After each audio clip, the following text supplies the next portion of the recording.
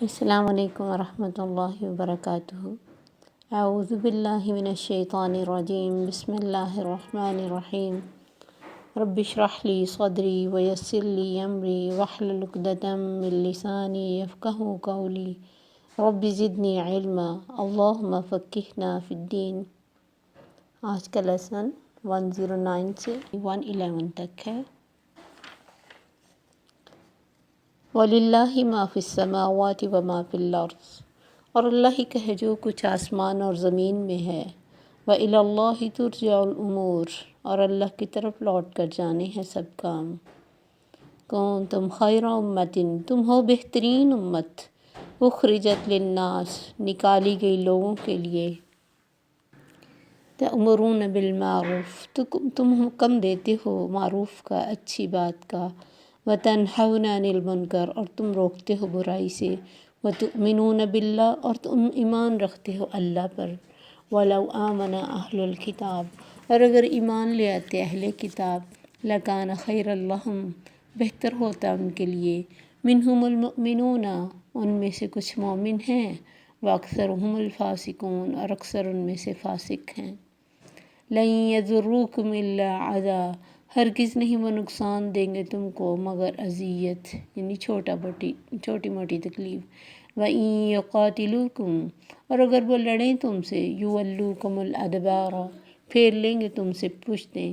ثم لا ینصرون، پھر نہ وہ مدد کیے جائیں گے۔ تو اللہ تعالیٰ فرماتے ہیں وَلِلَّهِ مَا فِي السَّمَاوَاتِ وَمَا فِي الْأَرْضِ، جیسے میں نے کل بھی بتایا کہ اللہ کی ہر چیز اس کی فرما بردار ہے، اور اللہ کی ہر چیز ہے دنیا میں جو آسمانوں کے نیچے اور زمین کے اوپر، اور زمین کے نیچے اور آسمانوں کے اوپر، یعنی ہر جگہ جو کچھ ہے، جتنا ہے، سب اللہ کا ہے۔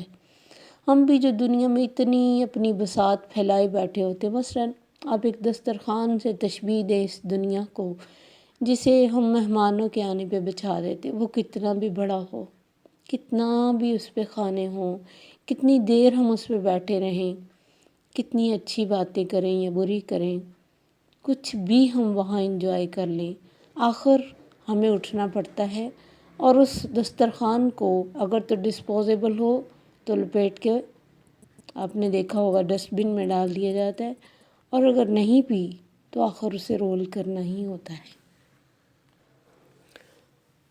تو وہ رول جتنا ہم کھا سکتے ہیں، باقی سب یا تو ضائع کر لیتے، سنبھال لیتے ہیں، اگلے دن کھا لیتے ہیں، سارا کچھ بھی ہم اس پہ بیٹھے کر لیں۔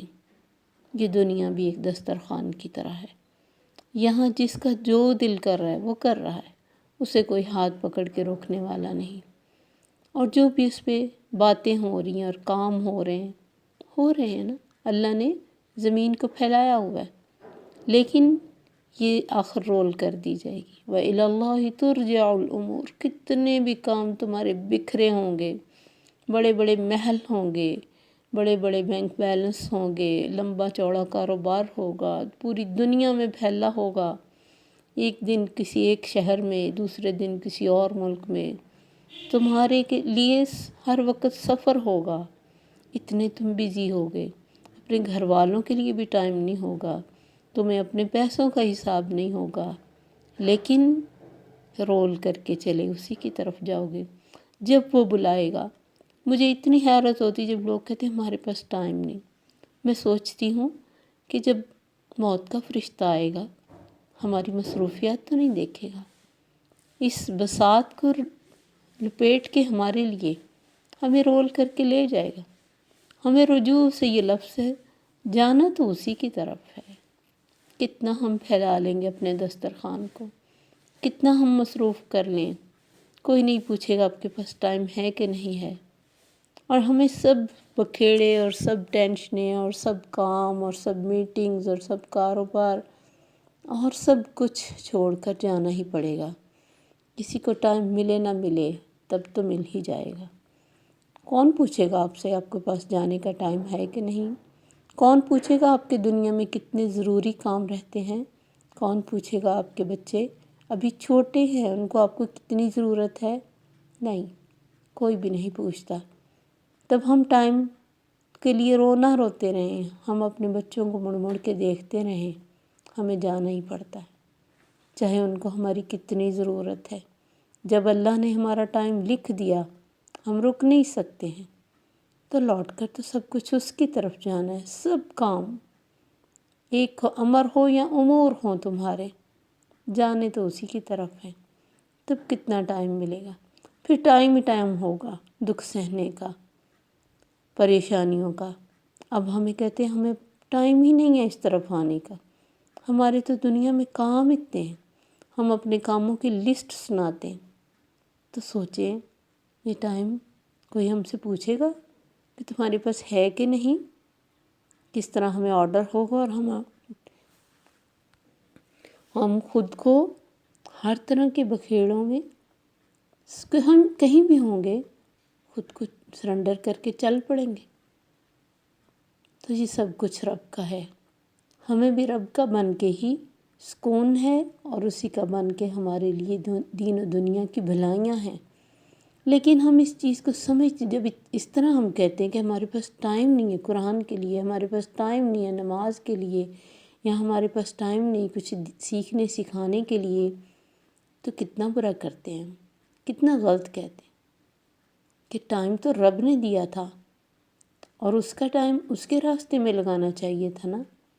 ہم نے اور طرف مصروف کر کے، اور کہا اس کے لیے جو مقصد زندگی تھا، جس کے لیے اس دنیا میں آئے تھے، اس کے لیے ہمارے پاس ٹائم ہی نہیں رہا، اور باقی ساری دنیا کے لیے ہمارے پاس ٹائم۔ ہم کتنے بھی بزی ہوں، کوئی ہمیں کسی فنکشن کے لیے بلائے، ہم چلے جاتے ہیں، کتنے بھی بزی ہوں، فون پہ کالز ہم کر لیتے ہیں، اور کتنے بھی بزی ہوں، کوئی گھر آئے اس کو بھی ڈیل کر لیتے ہیں نا۔ تو ٹائم نکالنا پڑتا ہے، ٹائم خود سے اٹھ کے آپ کی جھولی میں نہیں آ جائے گا کہ میں ہوں آپ مجھے یوز کر لیں۔ ہمیں اپنی عقل، اپنی سمجھ، اپنی کوشش، اپنی لگن، اپنی دعا سے اس ٹائم میں برکتیں لینی ہیں۔ اور میں نے تو یہ دیکھا ہے کہ جو اللہ کے راستے میں چل پڑتا ہے نا، اس کے کام اللہ سمیٹ دیتے ہیں، اس کے ٹائم میں برکت ڈال دیتے ہیں۔ تو یہ بات جو ہم کہتے ہیں، یہ بالکل ایک لیم ایکسکیوزز میں آتی ہے، فضول بہانہ جو اللہ نہیں سنیں گے۔ آپ نے ایک بہت بڑی بات قرآن میں شاید اسی بارے میں یا پیچھے پڑھی ہو، مجھے یاد نہیں، کہ جب فرشتے موت کے لیے آتے ہیں، وہ کہتے ہیں تم دنیا میں کیسے حال میں تھے؟ وہ کہتے ہیں دنیا میں کننا مستضعفین فی الارض، ہم تو زمین میں بڑے کمزور تھے، کوئی ہماری سے نہیں تھی، کوئی ہمارے پاس کیپیسٹی نہیں تھی، کوئی ٹائم، کوئی جانے والا نہیں تھا، کوئی ہمت نہیں تھی۔ تو وہ آگے سے کہیں گے الم تکن ارض اللہ واسعہ، تمہارے اوپر اگر بہت سخت حکومت تھی، تمہیں کوئی اللہ کا نام لینے کا ٹائم نہیں ملتا تھا، جگہ نہیں ملتی تھی، اللہ کی زمین میں کہیں اور جگہ نہیں تھی، فتہاجروا فیہا، جگہ چینج کر لیتے۔ وہ تو ایسے جواب دیں گے، تب ہم کیا کہیں گے؟ کہیں گے کیسے کر لیتے، اپنا گھر کیسے چھوڑ دیتے، کیسے اپنے کاروباروں کو چھوڑ دیتے؟ تو یہ سارا کچھ صحابہ نے کر کے دکھایا۔ اللہ نے فرمایا جو میری زمین میں ہجرت کرے گا، جگہ چینج کرے گا، یجد فی الارض مراغما کثیرا وسعا، زمین میں بڑے رستے پائے گا، بہت کچھ پالے گا، لیکن نیت اللہ کے لیے ہو، اللہ کو پانے کی ہو۔ تو یہ ساری ہماری باتیں ہوتی ہیں، تو ان باتوں کو ہمیں سوچ سمجھ کے کہنا چاہیے۔ کیا واقعی ہمارے پاس ٹائم نہیں ہے؟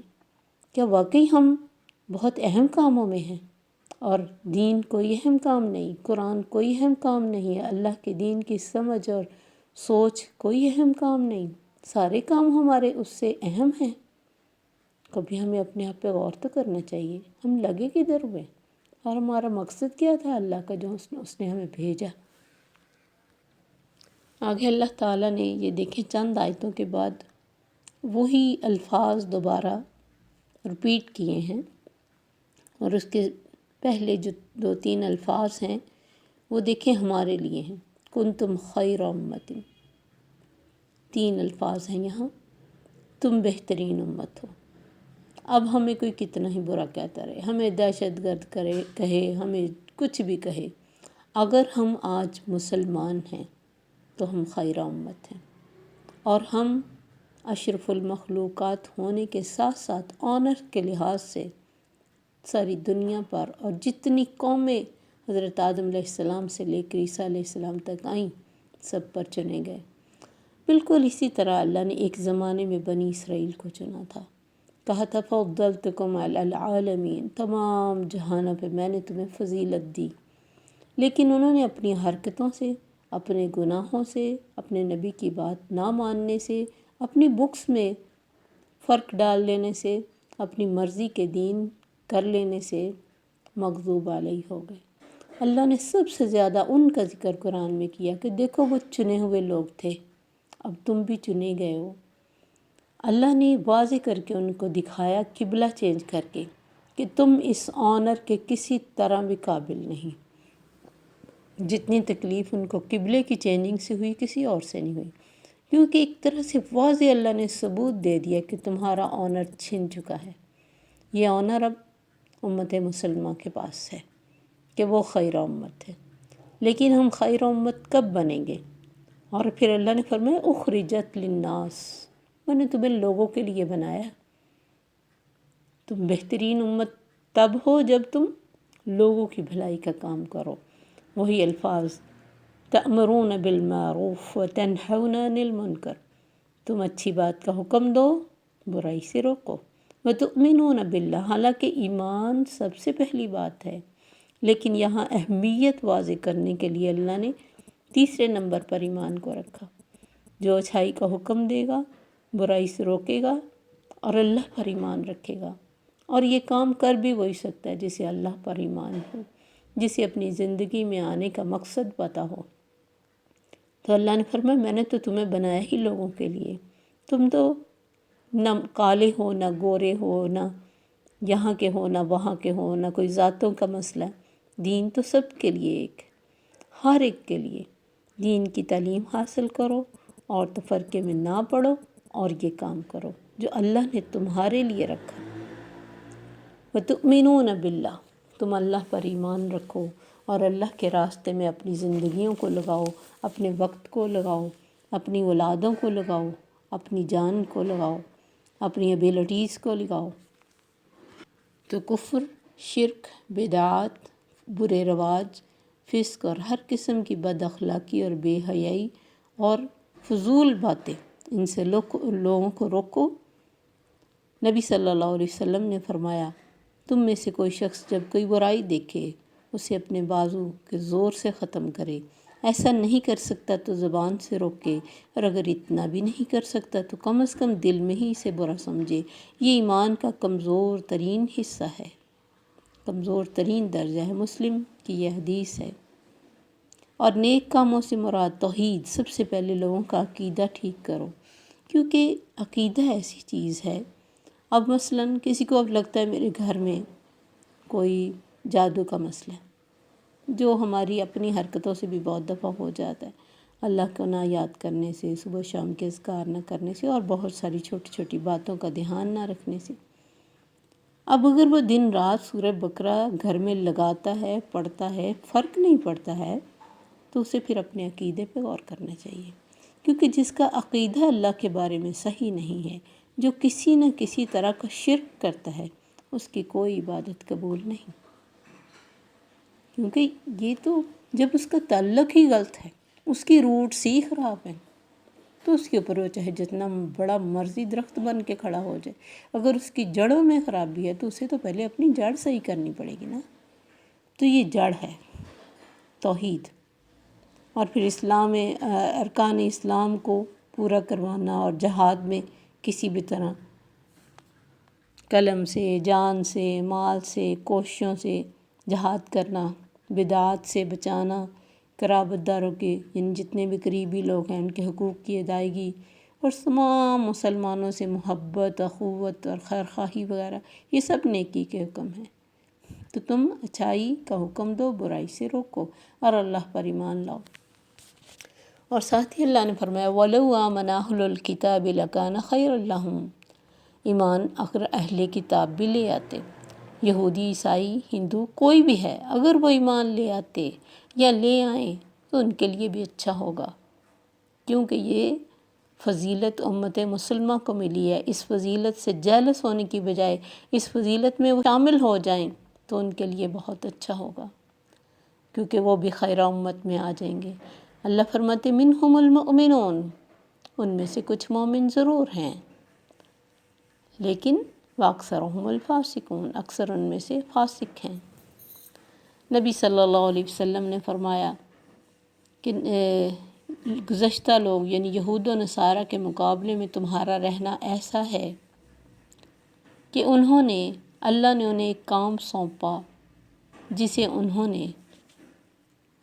جسے ایک مزدوری سے اپنے تشبیہ دی، کہ انہیں ایک مزدوری دی گئی جو انہوں نے صبح سے دوپہر تک کی، پھر تھک گئے تو انہیں ایک قیرات ملا یعنی اجر کا۔